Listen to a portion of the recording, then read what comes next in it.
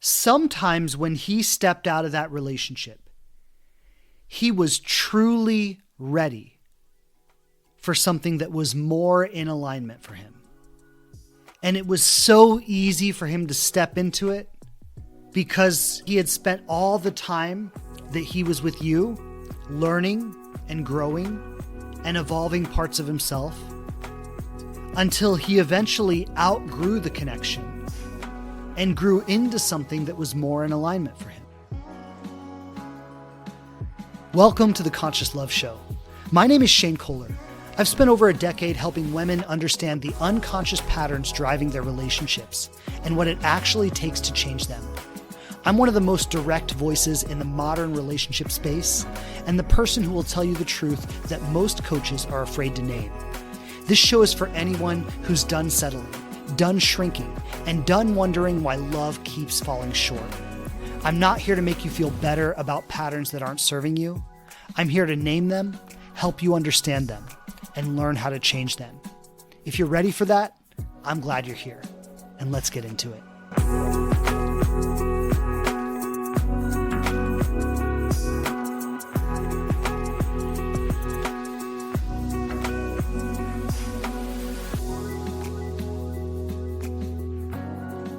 I know that so many of you have been in this position before, where you end a relationship, sometimes a serious relationship, sometimes a multi-year long relationship.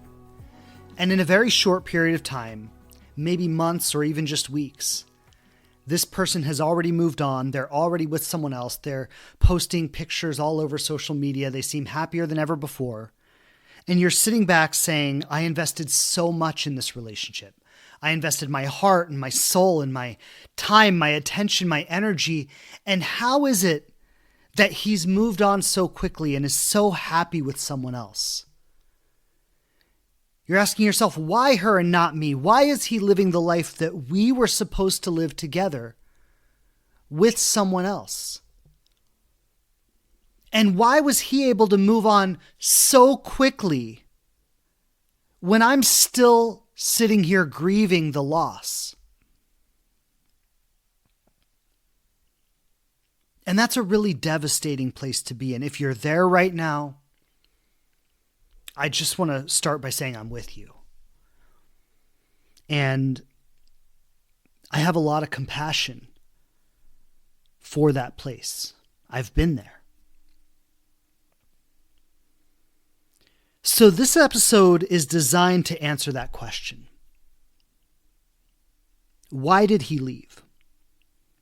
Why was he able to find so much happiness with someone else? And what was missing? What was he unable to find with you that caused him to look elsewhere?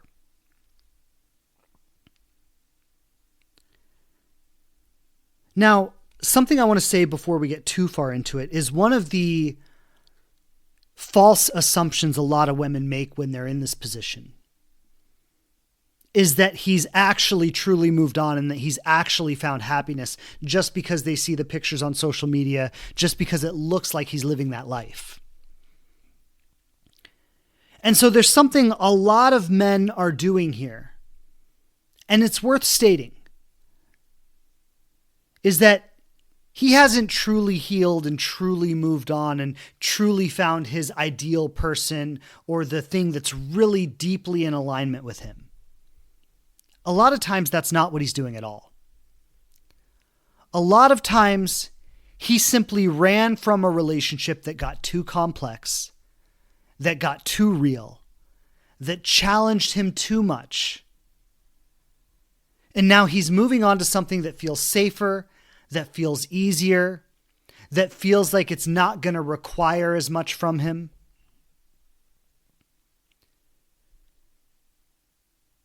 And then when this relationship that he's in now gets too complex or too challenging for him, he'll run from that and run to someone else who seems easier and more comfortable.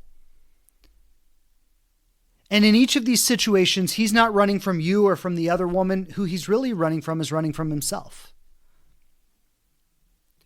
Whenever a relationship forces him to look at himself too closely, he avoids it and he runs from it. And in many of these situations, that is exactly what's happening.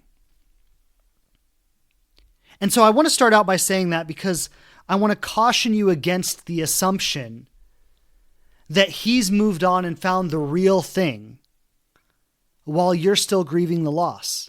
That's not always accurate. And sometimes it is.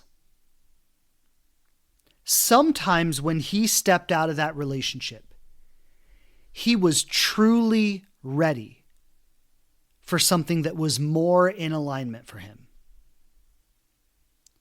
And it was so easy for him to step into it because maybe he had spent all the time that he was with you learning and growing and evolving parts of himself until he eventually outgrew the connection and grew into something that was more in alignment for him. That happens as well. But that brings me to a point that I want to name in today's episode. And this is the most important point for you. Is that this relationship with him was not random. In fact, no relationship is random.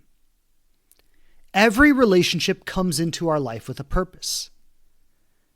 Every relationship is there to catalyze something, to transform something, to evolve something within us. Whether it's the one night stand you had with a guy from Tinder, whether it's someone you were with for a few months or a few years, or whether it's someone you're with for a lifetime. Every relationship has its reason. Every relationship has its own unique timeline. Every relationship is there to teach you something, to evolve something within you. And the higher part of ourself, the wiser part of ourself understands this. But there's something that gets in the way. The thing that gets in the way is our own ego.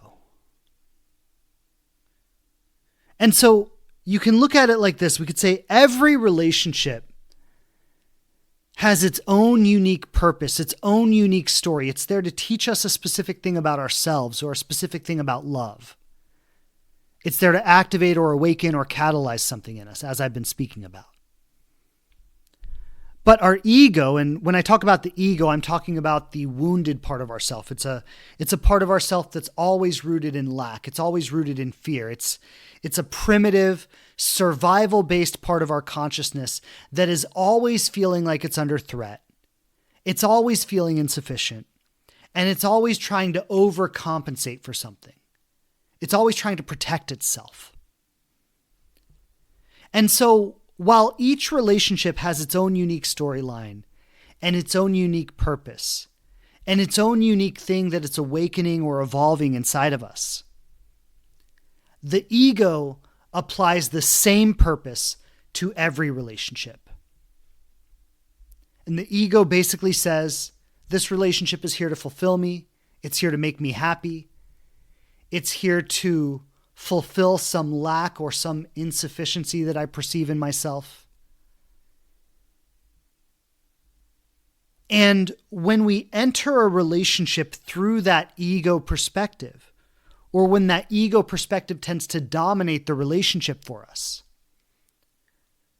we become unable to actually receive what that relationship is truly offering us.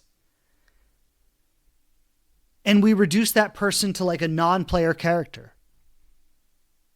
They're just here to make me happy. They're just here to fulfill me. They're just here to bring some excitement or purpose or meaning to my life that wasn't there before. They're just here to make me feel loved and validated and worthy.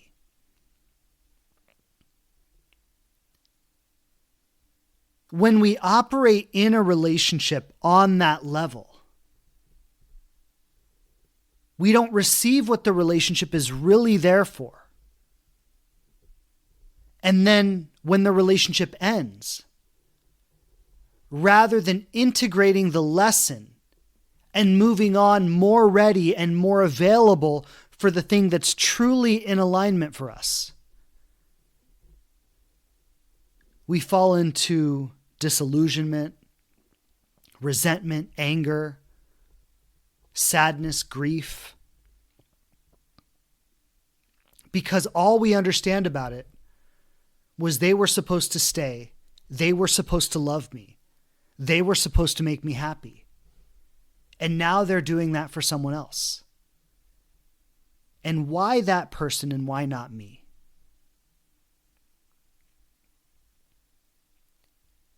And so today, I want to shift the question. Instead of asking, why that person, why not me? We could ask, what was this relationship really for? What was this relationship here to actually catalyze inside of me? Because in many ways, this is how we heal the grief.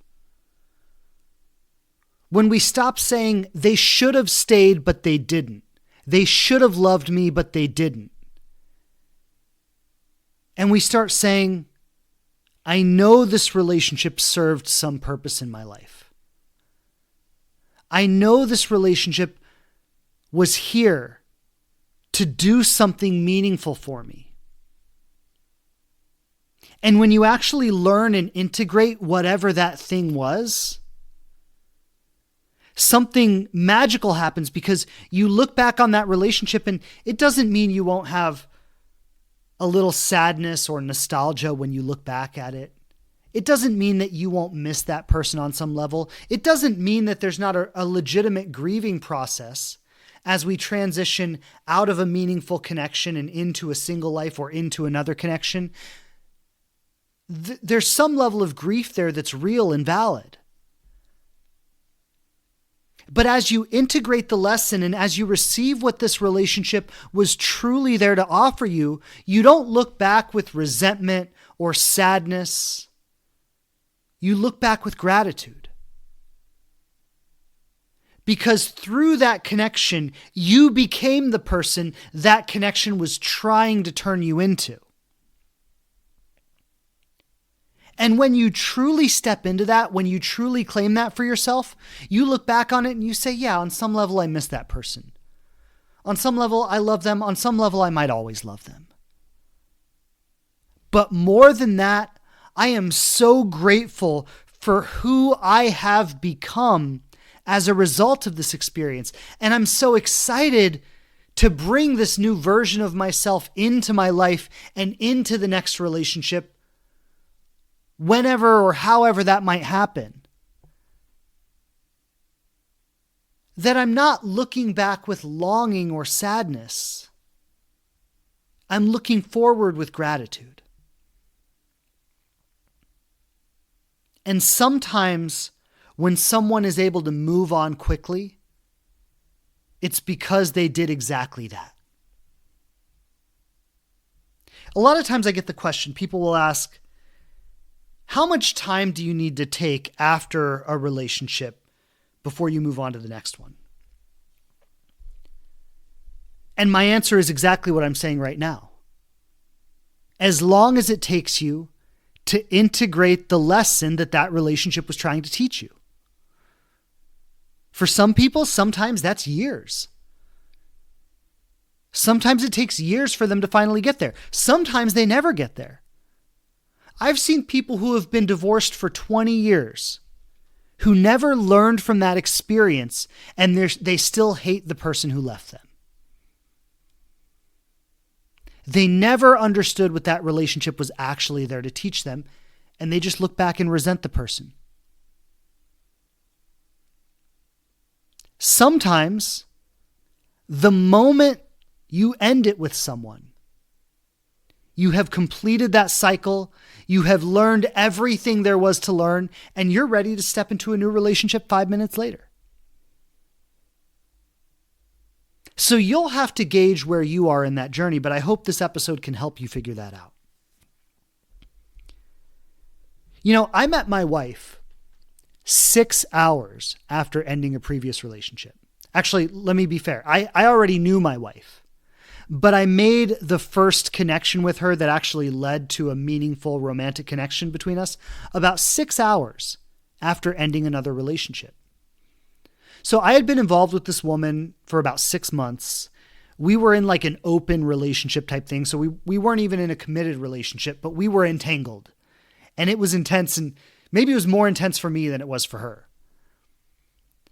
But she had come over, she had come over to my house that night. She had stayed the night, and we had been up all night talking. So I hadn't even slept at this point. I had been up all night, and we had been up all night talking and basically getting clear that we wanted different things and that neither one of us were getting what we needed from this relationship and that it was painful for both of us, and on and on and on. But anyway, we had been up all night hashing this out, and we ended it clearly and cleanly.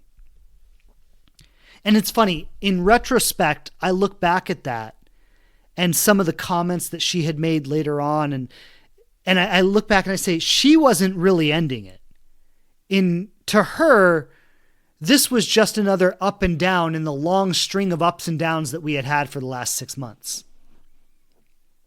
But for me, I ended it. I was clear. I was done with the emotional exhaustion of trying to manage this open connection.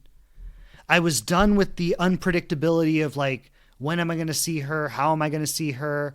When is she going to want to see me? I was done carrying all of that. And I finally let it sink in that we wanted different things, that I was not going to be fulfilled by this connection. And when I closed the door, I closed it cleanly.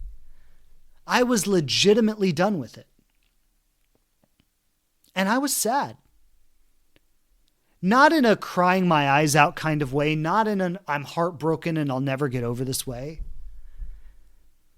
But just the kind of sadness that comes when we genuinely close the door on something that we had hoped for, that we had been excited about. I was feeling the fallout of that. And so she left my house at about 6 a.m. that morning, and I went to a brunch with some friends around noon that day, so about 6 hours later. My wife was at that brunch. We sat next to each other. We got to talking. And that was the beginning of our relationship. And that's where she found me. Up all night, no sleep, a little sad, a little grieving a little bit, but clear that I was closing the door on that and ready to move forward. So it's not about the amount of time. It's about how clear are you when the door closes. Did you learn what that relationship was trying to teach you? And I can say over the course of that 6 months, I truly learned what that relationship was trying to teach me. So I didn't need a long process of grieving when it was over. The grieving was done. I had grieved inside the relationship. And I was moving forward. I was moving forward into something that was truly in alignment for me. And so the question isn't, why did he leave?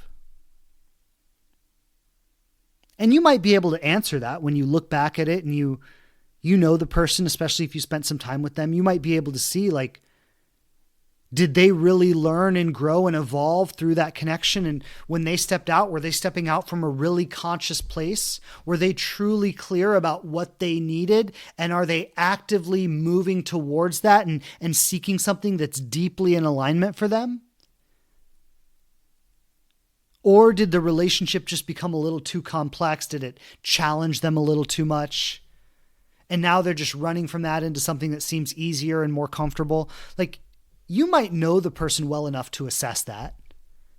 You might know the person well enough to answer that question. But their motives are not what's important here. What's important here is, did you learn, or are you learning what that relationship was there to teach you? And like I said, a little bit of grief is normal. A little bit of sadness is normal. The kind of grief that you feel when you're releasing something that you had some hope around, when you're letting go of a dream that you might have had about a person, like that's all normal. A little grief, a little sadness is normal. But if you find yourself deeply incapacitated by this loss, it's because you're not looking at what the relationship was actually for. You're looking at what you wanted it to be for. You wanted it to be that thing that would fulfill you. You wanted it to be that thing that would make you feel loved, that would make you feel worthy, that would make you feel whole, that would bring that excitement and that fulfillment and that joy to your life that you felt like you didn't have without that person. And what I'm telling you now is this relationship was never supposed to be that for you. It was supposed to be something else. And as you look toward the future and you start to ask, well, what would a relationship that's truly in alignment for me be like? The most important thing you can do right now is learn the lesson that that relationship was there to teach you.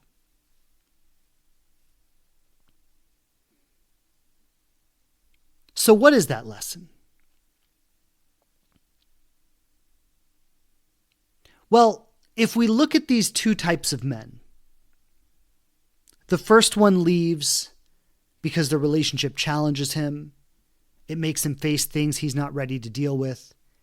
He's looking for something easier, something more comfortable, something that's going to require less responsibility or less commitment from him. And so he runs from that and runs towards something that feels a little safer, a little easier to his nervous system. A lot of times in that scenario, a woman will sit back and look at that and say, I shouldn't have pushed him so much. I should have asked for less. I should have given him more time. I shouldn't have been so needy, or I shouldn't have been so demanding, or I shouldn't have been so this or that or the other thing. I should have made myself less to make the relationship easier for him so that he would have stayed. And if you're doing that right now, you're not learning the lesson. Because the lesson was never, you should make yourself less so that you're easier for someone to want to be with. It's like, if someone's looking for a doormat, does that mean you should just lay down and let them walk all over you? No.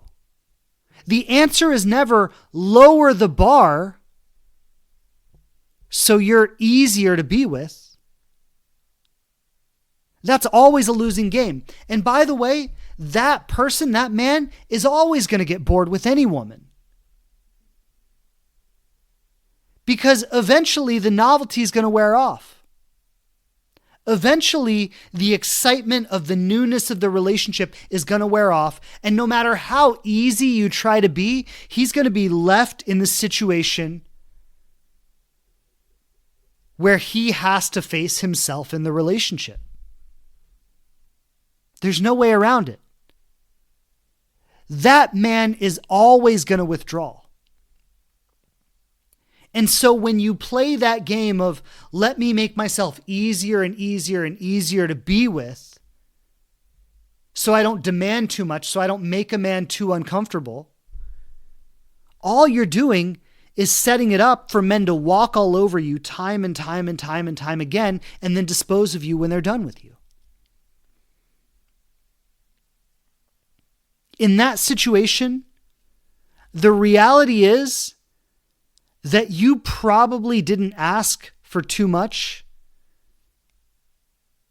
in reality, you probably weren't asking for enough. You probably made it too easy for him to stay for as long as he did.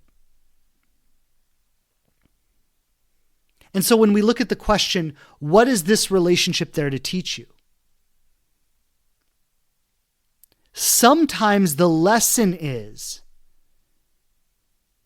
that you are not there to adjust yourself to try to be chosen by a man, but you are there to set the bar and choose the man who rises to it. A lot of women come to me and they say, like, I feel like I intimidate men. Like, what do I have to do to be less intimidating? And in fairness, maybe there's a level of intimidation that some women might need to tone down a little bit. Like, I'm not saying that's completely unreal.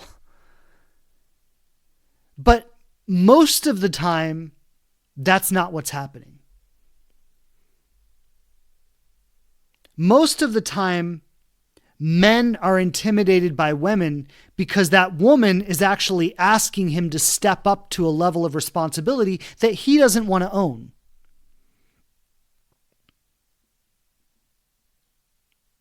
And that's not the bad kind of intimidation. That's the kind of intimidation that a woman carries when she says, I don't just settle for anyone. When she says, I'm the chooser, not the one who's just going to hope to be chosen. And so if you're intimidating a man by having standards, by having boundaries, by not settling for just anything, then the lesson is not to ask for less. The lesson is to get more certain in what you're actually asking for.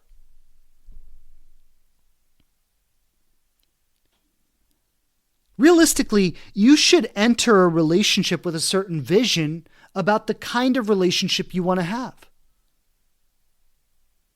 And you should be assessing that person to see if he can offer you the life and the vision that you're looking for.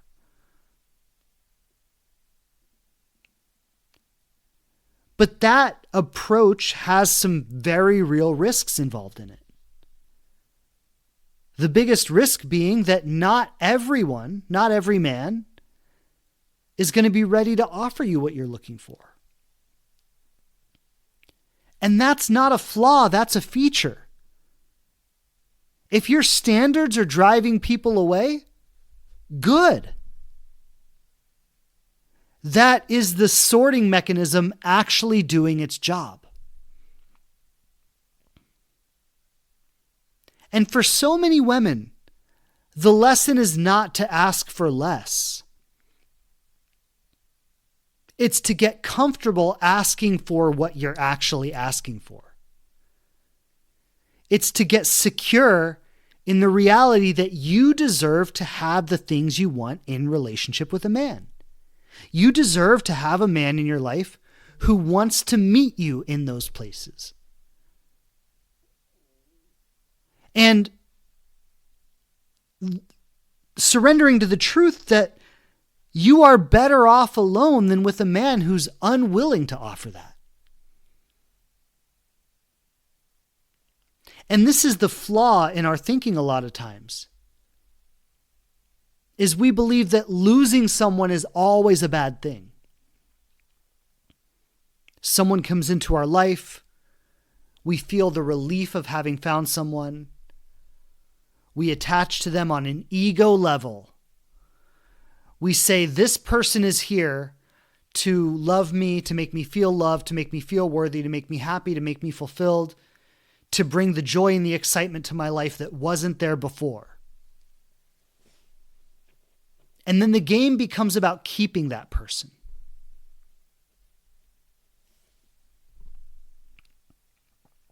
And I'm going to say, if you're playing that game, you will never keep anyone. that very approach, that very pattern is the thing that makes people leave.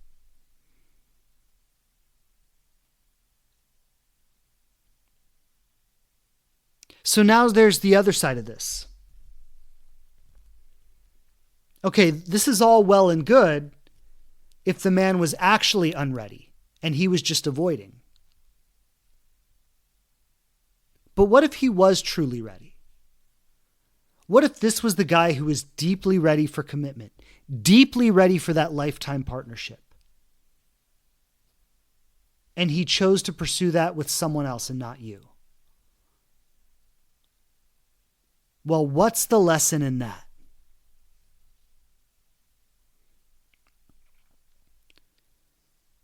And there's one reason that that man leaves a relationship.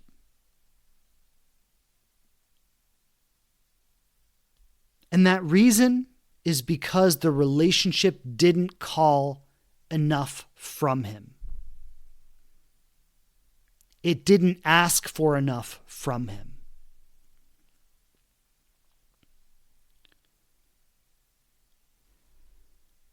A lot of women have been conditioned to play into the lowest common denominator of man.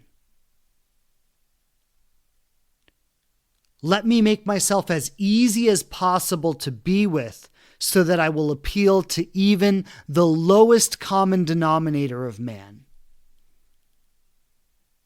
And the false assumption is that if I'm easy enough for the lowest common denominator, then of course I would be easy enough for the highest one. And that's a false assumption. Because that man is not looking for someone easy. That man is looking for the challenge of a lifetime. You see, that man is looking for the woman who is going to hold him to the standard of the highest possibility that he could be. In fact, that's actually why he partners with her.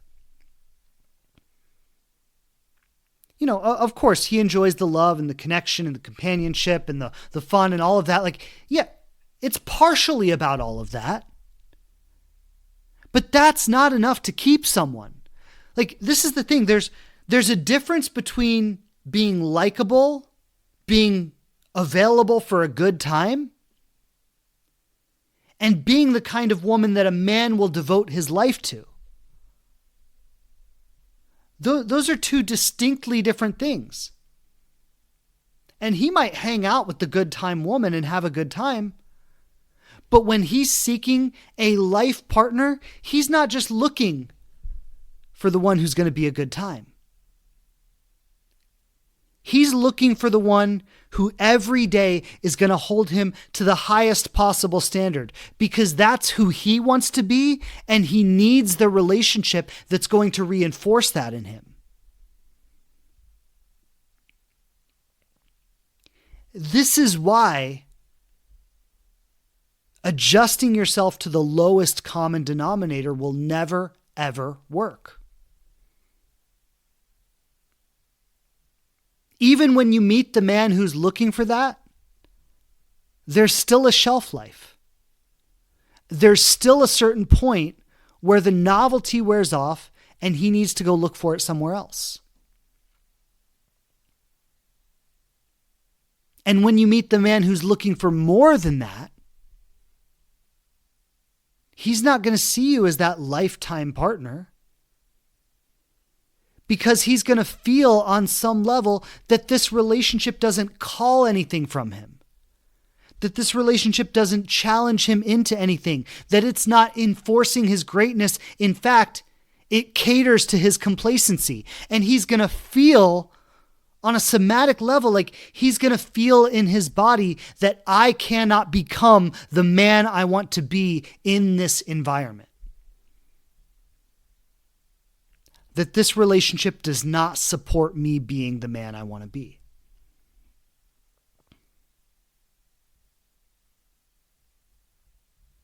And that's why he seeks it elsewhere.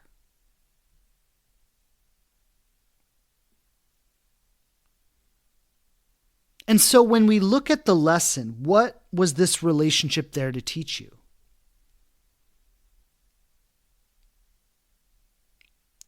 Sometimes the question is, did you really challenge him into anything? Did you really hold him to a higher standard?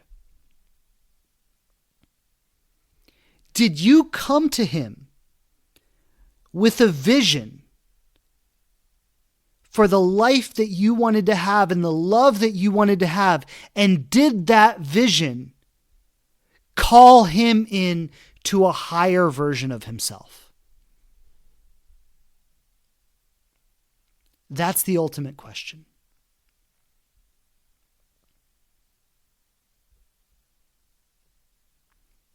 You know, when I met my wife, if we look at the relationship I was sharing about earlier, that 6-month entanglement,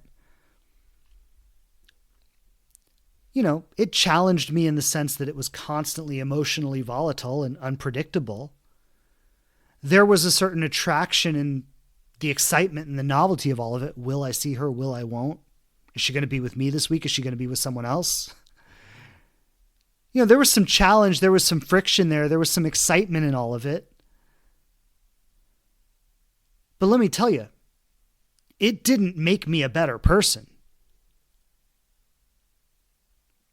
And so that inherently had a shelf life because it wasn't asking me to be great. And I got to a point where my nervous system was tired of carrying that.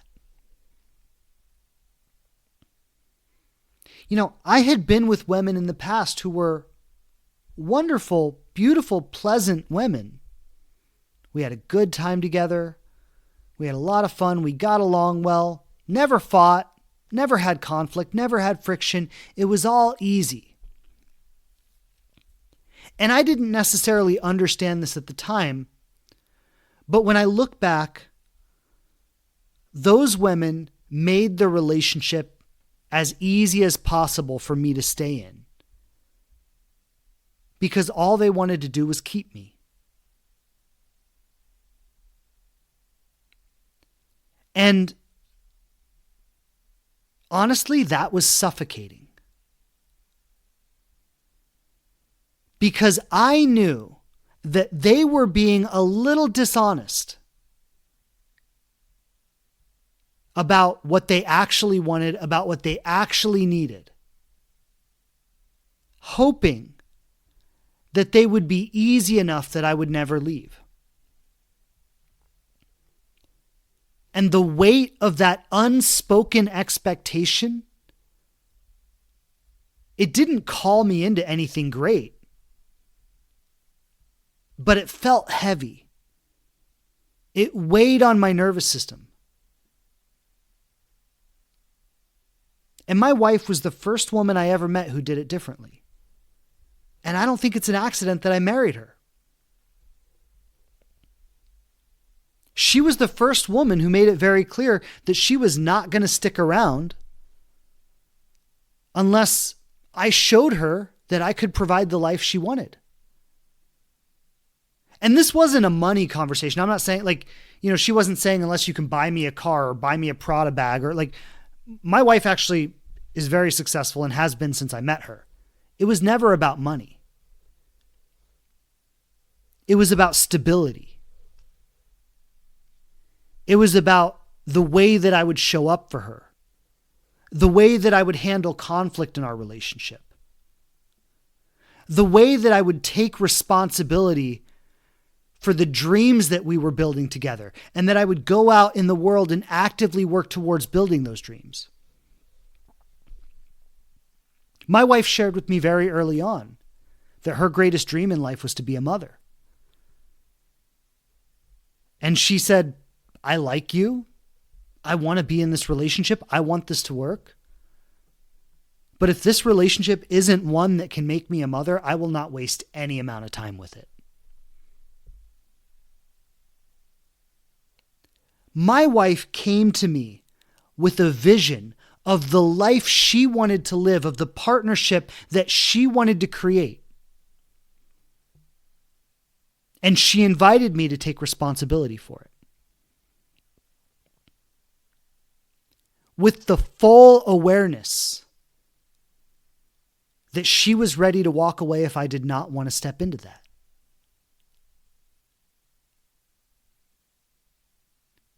And that's something that is so scary to do. It's so scary to do because especially if you've been single or dating for a long time and you've just found someone that you really like and you want it to work out, the last thing you want to do is threaten the relationship right up front.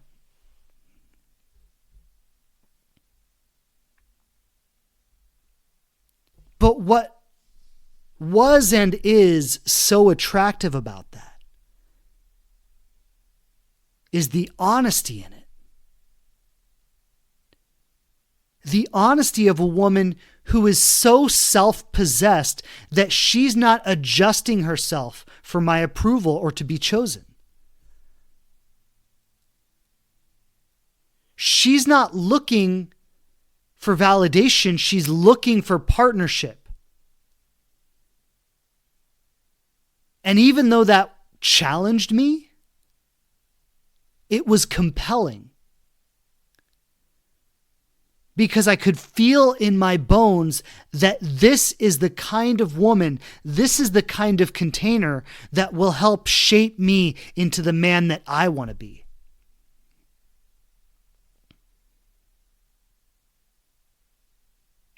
And I'm going to say this because as I name that, a lot of women might think to themselves, well, that kind of man who's looking for that is very rare. And you don't find him very often. And so maybe it's just better to adjust myself to the lowest common denominator. Because if I go around being that way, if I'm not lucky enough to find one of those men, I'm just going to end up alone. And what I'll say is, it's a lot more common than you think it is. But a lot of men don't even know that's what they're looking for until they experience it.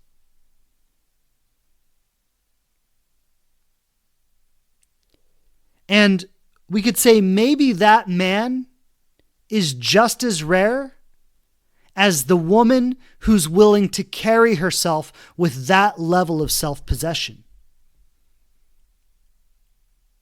Both of those things are rare.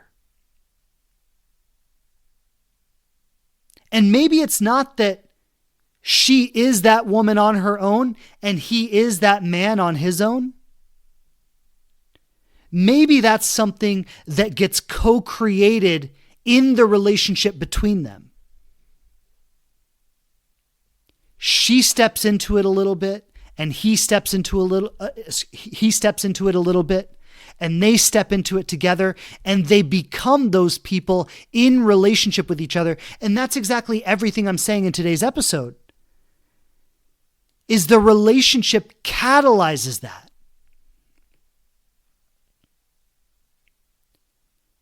And sometimes the reason we lose a person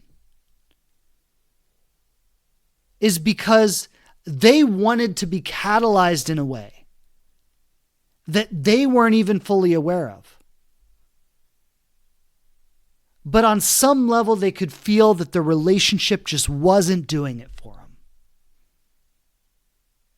And they couldn't even know why.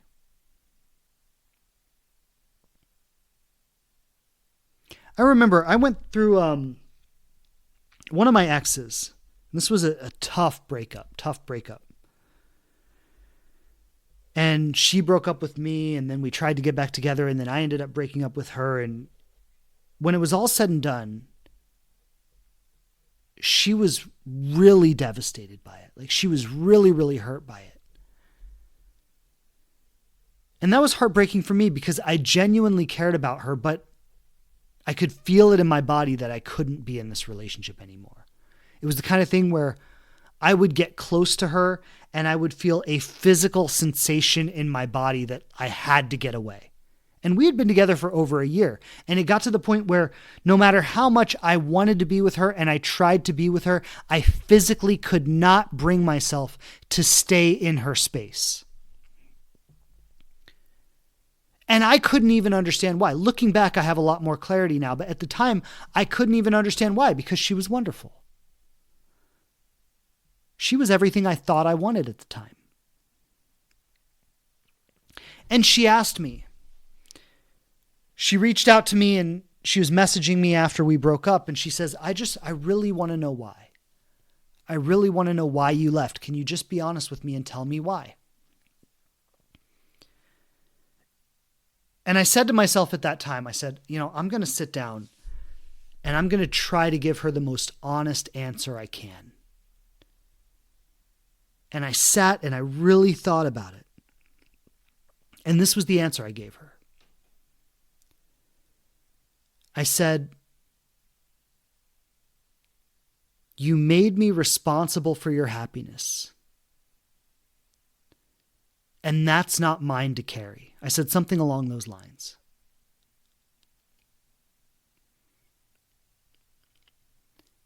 And when I look back, that wasn't even the whole answer. But given my awareness at the time, it was the best answer I could come up with. And it was partially true. But the answer was actually deeper than that. Yes, she made me responsible for her happiness, and that part was true, and that wasn't my burden to carry, and that part is true. But the bigger part is that there was no horizon in the relationship that I was moving toward. The relationship was entirely about just being happy together. It wasn't about building anything together. And I wanted to build with someone. I wanted to grow with someone.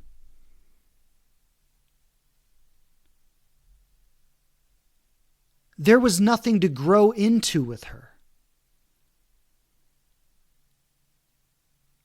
And here's the thing. In reality, I think there was. But she never named it. She never owned it, and she never invited me to own it with her.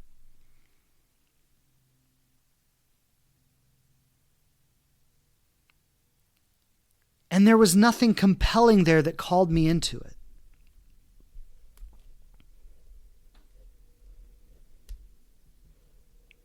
And so, when you look back to the lesson, what was this relationship catalyzing in you?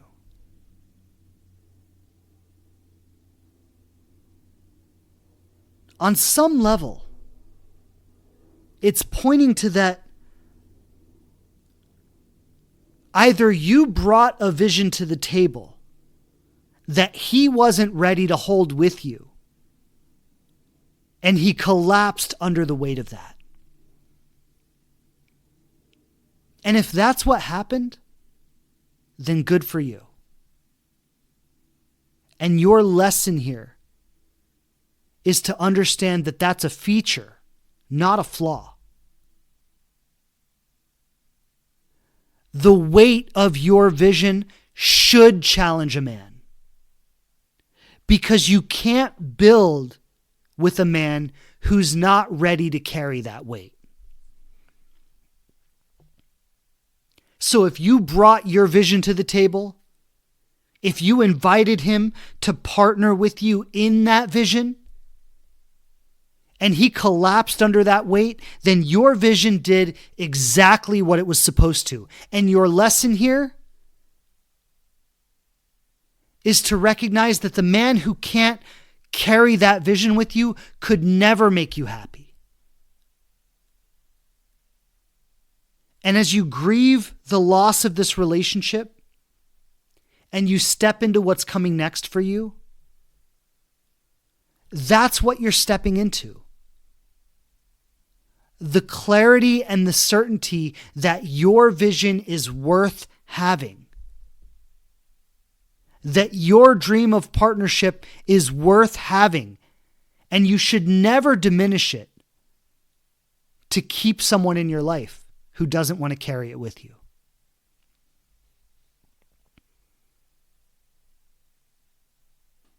Or maybe you look and say, I didn't bring a vision to the table. I didn't ask him to partner with me in the dream that I wanted for myself. I didn't give him the opportunity to provide that for me. Instead, I tried to make the relationship so easy for him that he didn't feel like he had to provide anything.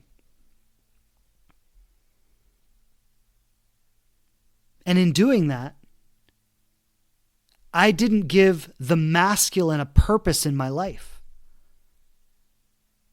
I didn't give him a way to see that this relationship could actually fuel his highest self.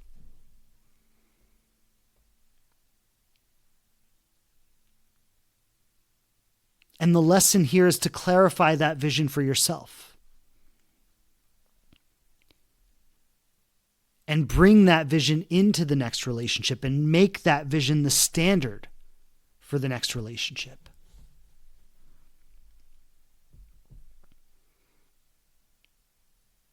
And what I want to say in closing is that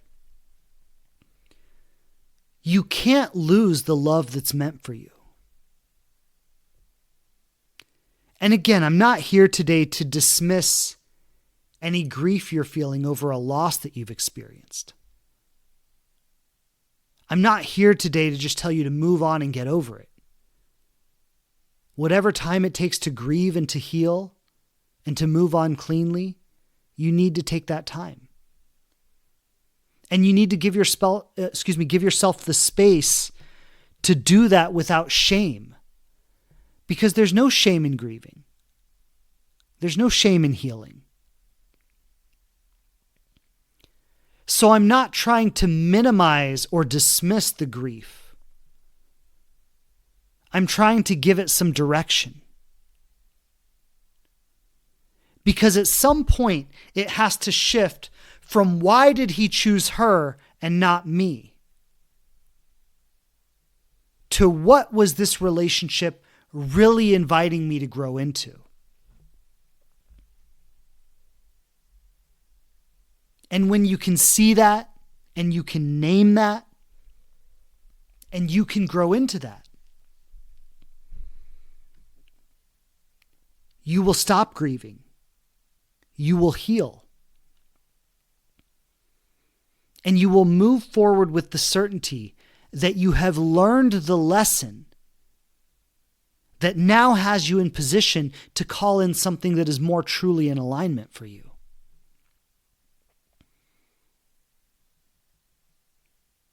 You can't lose what's meant for you. You can't get this wrong. But you do need to stop thinking that relationships are just there to gratify your ego, make you feel good about yourself, and make you happy. And start recognizing that relationships are evolutionary containers. They're environments where more than meeting the other person, we're actually meeting ourselves. The relationship is giving us a mirror into ourselves and asking us, where are you still not willing to go in yourself? What are you still not willing to claim? What are you still not willing to own? And when you start to engage with relationships on that level, whether the person stays or goes becomes secondary. Because in every situation, you are becoming more of who you know you need to be. And as a result of that, you move forward with the certainty that you are always getting closer to the person who can meet you at that place. So again, if you're going through this right now, I want to say, like, so much love and compassion. The grief that you go through when you lose a love is perhaps some of the deepest grief we will ever experience in our life. And again, I'm not telling you to get over it. I'm not telling you to just move on. Honor the season that you're in. Honor the feeling of the loss. But use it to catalyze your growth, rather than just digging yourself back into the same wounded patterns that led you there in the first place. Thank you for being with me today. As always, lots of love and blessings. I'll see you back here next week. Take care until then. Bye. Thanks again for checking out the show. Please subscribe on whatever platform you listen to podcasts on the most. And I would love it so much if you leave a review and tell people what you think of us. Don't forget to follow us on Instagram @TheLivingRelationship to connect more closely. And I'm grateful to be supporting you on your journey to love.